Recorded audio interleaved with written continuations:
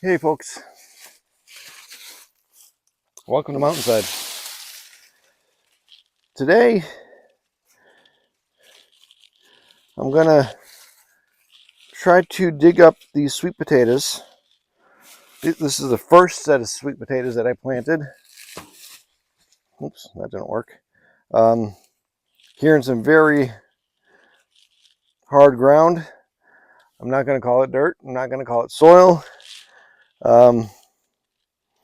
It's just some hard ground we have here in front of the house where I put the first set of sweet potato slips that I grew in. So we have all this green from one sweet potato.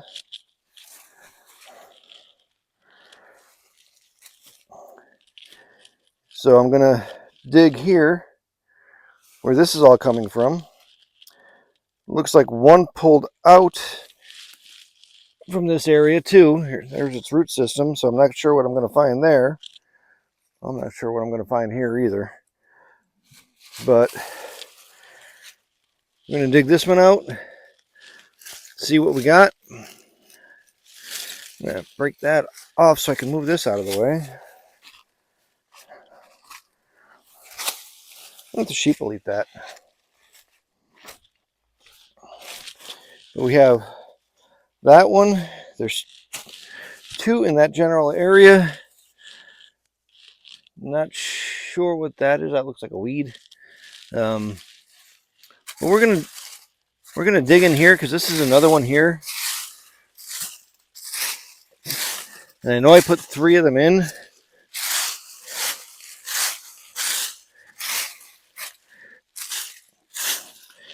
But we're gonna dig this and see what we got.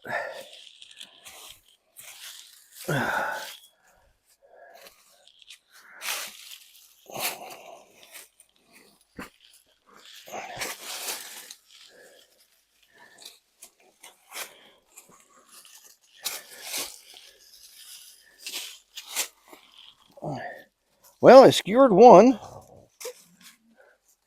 but that's our first sweet potatoes right there. Here you go, Mama. Here's another one. Kind of exciting. Here's another one.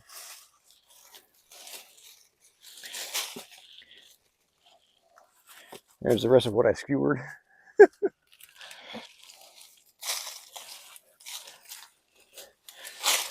Now again, this is like really hard ground. I'm not going to call it dirt or soil. Well, that's promising though, because we planted over there in better soil. Mm-hmm. If they actually grew from there, there's another one. I saw it. Yep, I saw it. That one there. That's a little bit rotted.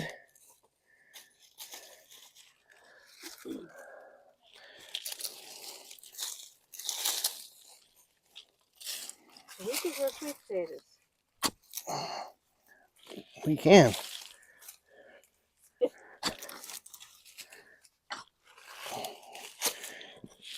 Should be like a third set in here. It's up here more. Yep. There's. I see it. There's one.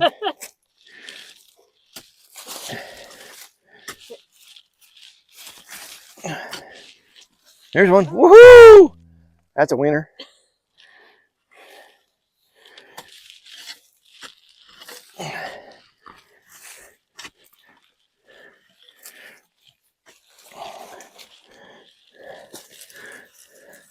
Another. Ooh, nice.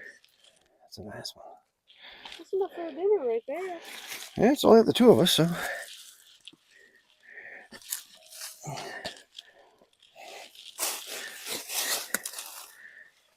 Nope, that's something else.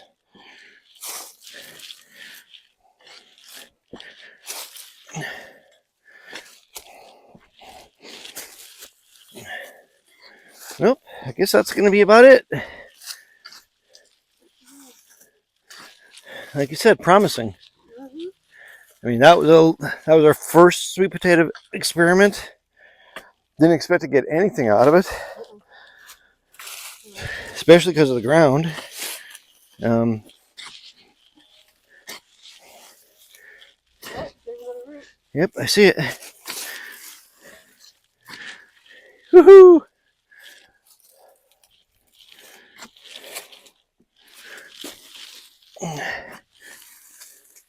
That's interesting. Look at that. Huh.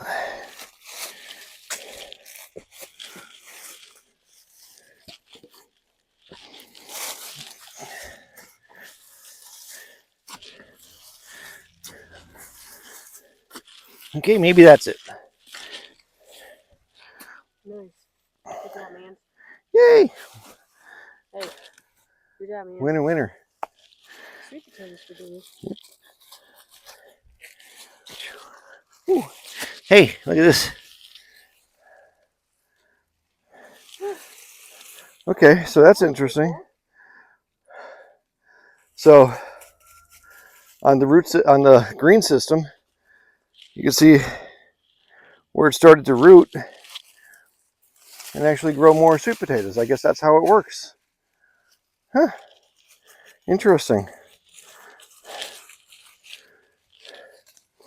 If y'all know anything about growing sweet potatoes,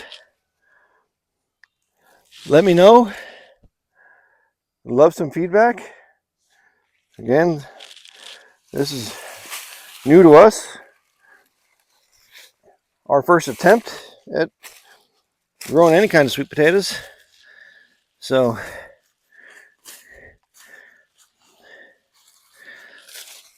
experiment number 1 in the books.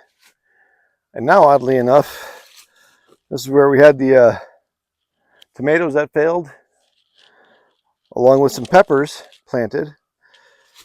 And we've been able to get some peppers, 0 tomatoes. I actually gave Amy a little orange pepper before, and she started nibbling on it. And I guess it was a hot one, so it got to be too much too fast. So she had to stop chewing on that. But this pepper plant here, I mean, we already had a very light frost. It's October, maybe 23rd, somewhere thereabouts. Had a light frost already, but we still have 1, 2, 3, 4, 5, 6, 7, 8, 9, 10 peppers. So they're doing okay. Still, this is where I grabbed the hot one from. There's 2 here with the little one. There's another, almost looking like a bell pepper here. Little bell pepper. A couple of other little ones there. Don't know if they're going to do anything, but we'll take what we could get. That's awesome. See that pepper right there? It was too hot. That was the pepper that was too hot that I was telling you about outside. And it still sits there like toast. The first little bit was okay, but then it was like, whew. I like spicy things, but that was really spicy. So like I was saying before, today is Wednesday the 23rd. These peppers we did not grow. A friend of ours that we've been working with at our church with our supplies and donations brought us a 5-gallon bucket of banana peppers and jalapenos, and I think that was it. yeah. 2 kinds. So the banana peppers, you put, I'm gonna pickle those. they're gonna get pickled. 1 set of the hot peppers we already dehydrated. Ooh, let me get those. Actually, you're right. It was 3 kinds. Yeah. Sorry. So These were all, you can see, dehydrated. In the dehydrator that we were gifted, I just had to put the power cord on it. So that was a great blessing. So we were able to put all these in one shot and get them all done. And then now Amy's cutting these up, and you're going to do the same. Yeah, dehydrate these. So we're going to dehydrate these too. And yeah, if we get more, we'll probably do more of the same. So yeah, since everything that's happened, not a lot of content because haven't been here the whole time. Been spending a lot of time at our church and driving around the county, giving out donations. A lot of donations coming into our church, and it's been an overwhelming blessing, to the point where we've actually had to stop most physical donations because we just don't have the capacity and the space to handle it all. So the blessing is also hard to deal with sometimes. So I'll be meeting with the pastors tonight and figuring out where we're going forward, how we're going to move forward with all that and go from there. But in the county in general, I'd say, Amy, you and agree with me or not, but I think the county in general has received overwhelming physical donations. Yes, and some churches are still taking donations, other ones are not. And then it's like, okay, people are always asking, so where's the need and where can we move stuff? So when stuff is brought to our church, Ken will bring it to another place in Marshall where they distribute it out to further outlining areas. Mm-hmm. One of the things that we're seeing as a need really for the people in the area is gift cards. We know there's still a lot of people that want to donate and provide for people in this area, but again, the physical donations, especially coming into now, mid-fall, coming into winter, nobody's going to have work because, Hot Springs businesses are still not up and running. They won't be for quite some time. Probably going to be at least till spring, at least. The only one that may get up and running sooner is Gentry Hardware. Yeah. We still have the Hillbilly Market's open and running. Sarah Joe's gas station is up and running. Tobacco Road's up and running. The Dollar General's up and running, and the Smoky Mountain Diner's up and running. But everything else isn't. In Marshall, downtown Marshall, that's a whole other story. I honestly don't know what all is going on down there because everything was underwater and everything was hit really hard. I'm sure if you want to find a video, you can. I will not put anything like that here. But again, gift cards, I think gift cards are going to be huge because even the physical donations that we get are not perishables. So people still need their milk. They still need their cheese and butter and things of that nature. Eggs, we can't even keep eggs anymore. When this all happened, if you saw one of our earlier videos, we had so many eggs we didn't know what to do with.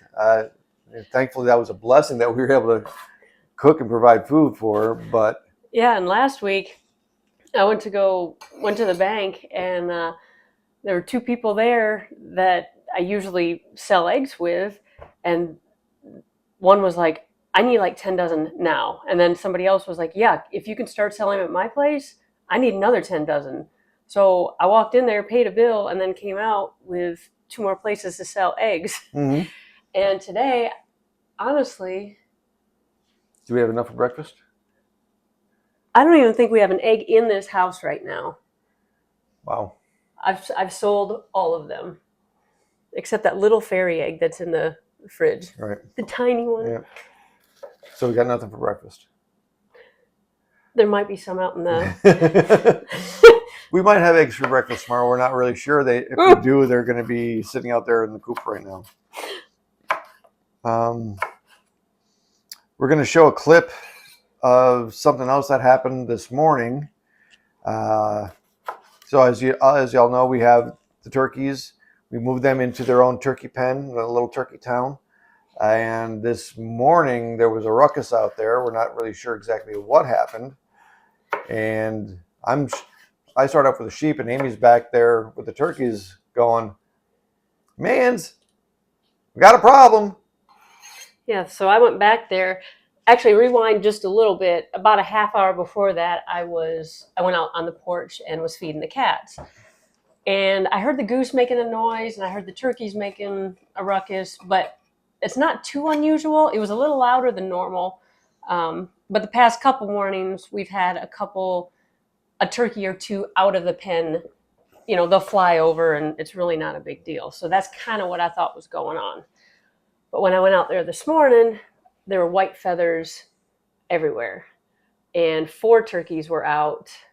And long story short, I followed the trail of feathers, and we lost one of our toms. Mm-hmm.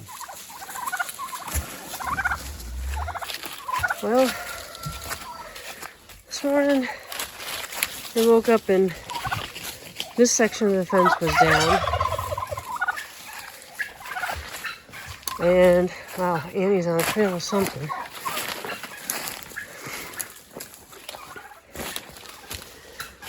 Looks like we lost one of our turkeys.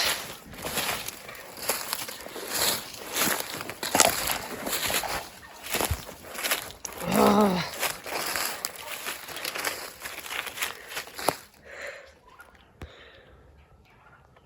Man.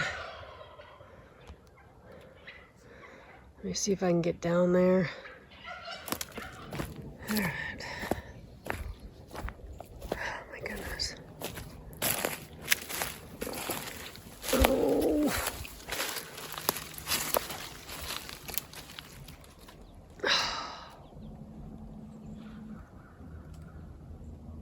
I hear something back there. Oh.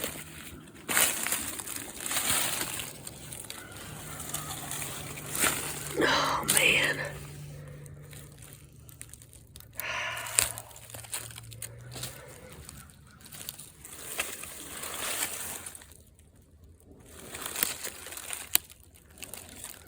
Well, it's still warm. This happened this morning. Well, we got everybody back in their pen.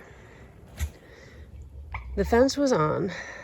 There was one section, looks like somebody tried to get into it, knocked it down a little bit. I found this guy a few hundred yards down the mountain over there. It's still warm, so it must have happened just a few hours ago at the most. I don't know what it was. I heard rustling in the woods when I went to go retrieve this. And, man, it's been a long time since we lost any poultry. It really is a bummer that it's one of our turkeys. And it had just happened. I mean, the body was still warm, and there was no rigor yet. I don't know what it was. It had to have been big, though, because those turkeys are strong. Mm-hmm. The fence was on, and there was only like one little section that was half down. So I don't know what we could have done to improve that. But so we don't know if that turkey was out previously, or maybe that was the one that usually gets out. And when the attack happened, maybe the others got scared and jumped out. We have no idea because we don't have any cameras back there. But we need a game cam back there now. Yes, we need a game cam. We're going to add that to the wish list. We don't have a wish list. No, we don't. Maybe we need one. Father provides everything. Amen. So we're coming up on our last chicken harvest. Probably sometime next week. I think it's going to be, because next week is Halloween. Okay, first part of November. So first part of November, but I think that class is full because we have some neighbors, thankfully, that we're becoming quite friendly with after all this. They bought some live chickens off of us. They bought some dead chickens off of us. They want to come over and do a chicken processing class with us, so we're going to join efforts in that. They actually have a big greenhouse and a farm that they grow things on. So this could be turning into a nice little friendship partnership. So I'm kind of excited about that. Then after that, we're going to have what's left of the turkeys for processing for Thanksgiving. If you want a turkey, get your order in now, because we don't know how many are going to be. Well, I think and I think one, two, maybe three are already claimed. So I don't know. So we got to be quite mindful about that. Maybe we won't have turkey. Maybe we'll just have chicken for dinner. Oh boy, Thanksgiving. Oh, we'll raise a big chicken then.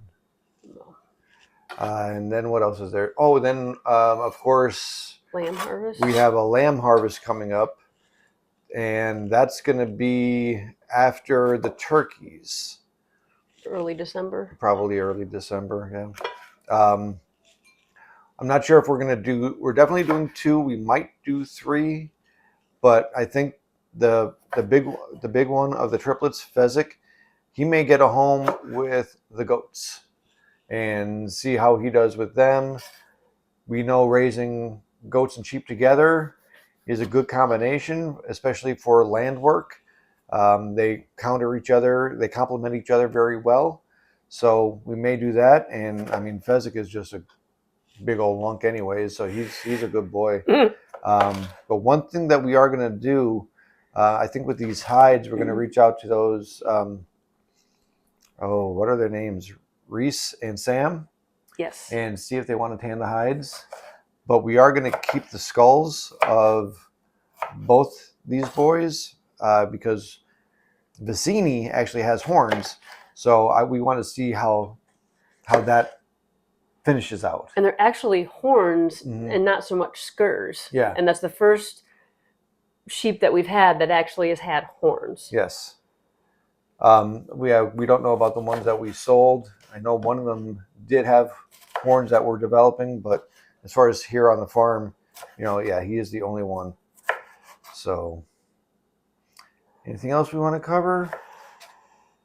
No, just keep this area, this whole county, all of Western North Carolina, actually. Do what you can to support them. I'm not just speaking for myself. I'm speaking for everybody here. It's going to be a long, long time. Yeah, we're talking from Fletcher, North Carolina, pretty much a straight line up to Jonesboro, Tennessee, I'd say. Something like that.